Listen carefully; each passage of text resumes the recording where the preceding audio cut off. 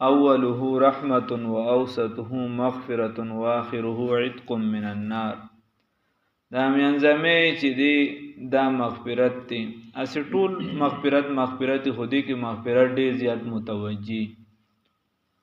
انسان لپاره دی چې دی الله رب العزت تخپل گناهونه اړوان دي کی که کم د مخلوق نه گناهونه پټم دی الله ته خوخکار دي کنه دا الله نه هوسه پټیږي نه. علیم بذات الصدور د زړونو نه واقف ذات دی. چاستا په زړه کې له خیال او وهم او ګمانم لانی راغلی الله رب العزت ته علم چې دی اوس په دې خبره سوچ کړي. نو د دې وجه چې خپل گناهونه دا الله تړوان دي.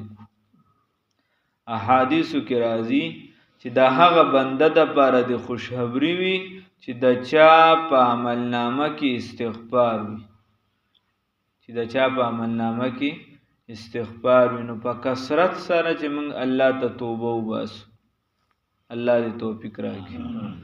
او دا گناهونه چې د سوجي دي چې هغه د ځان نه لري اکو دا بندگانو حقوق تی او کدا الله دی چې پای کې زنه کم ځای کې نقصانات او پایمالی شوی دا چې داغي ازاله وکړو.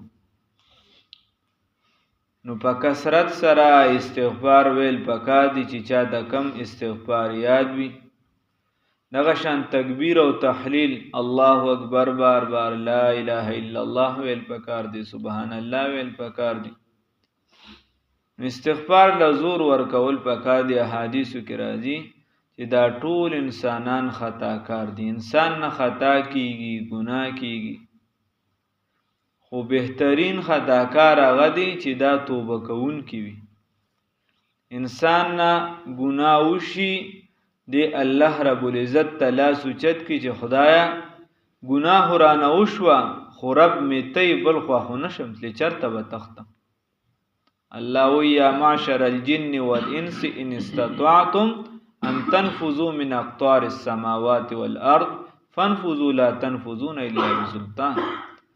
اے ټولګي د انسانانو او جناتو تاسو کو ځان کی زور ویني ځان ته سوای نو زیاده د ځمکه اسمان نه بار چرته وځي ځان له بل دنیا وګوره خدای د خدای نه وځي وګوره ځان کی زور تخپل زور وګرتا که سونه زور دی.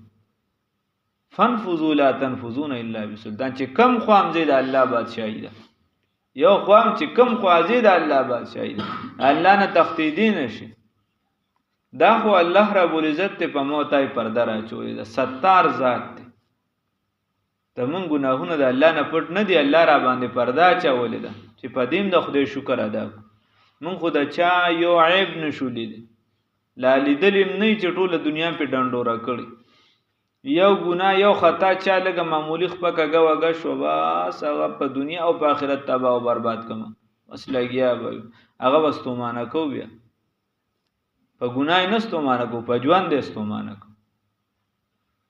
خو الله رب العزت د خپل بنده باندې پردا چي ګناه دیو کی او شرم سار شیخ سادی صاحب دوی او حیا الله لورځي ګناه بنده کوي او حیا الله لورځي چې دی ورته لاس چت کې حدیثو کې راځي وی الله وی چې مال حیا راځي چې زه د لاس تش واپس کم تش واپس.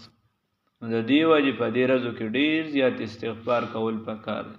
بیا مقدم منتصړی را پاسي دا ډیره کمزوري ده چې په دې ورځو کې زموږ سب په ګرانه برابر شي. دا ډیره کمزوري ده چې په دې ورځو کې د موږ فرایض او واجبات نوافل سنت د دې خیالونه سات. په دې ورځو کې موږ په الله ځانونه به خدا سخته کمزوري ده سخته کمزوري ده چې اوس په ځان ماپ نه کونو بیا هم موږ به ډیره کیسه روانه شي. د دې د رمضان د عبادت په زور خو به ټول کال مزل کې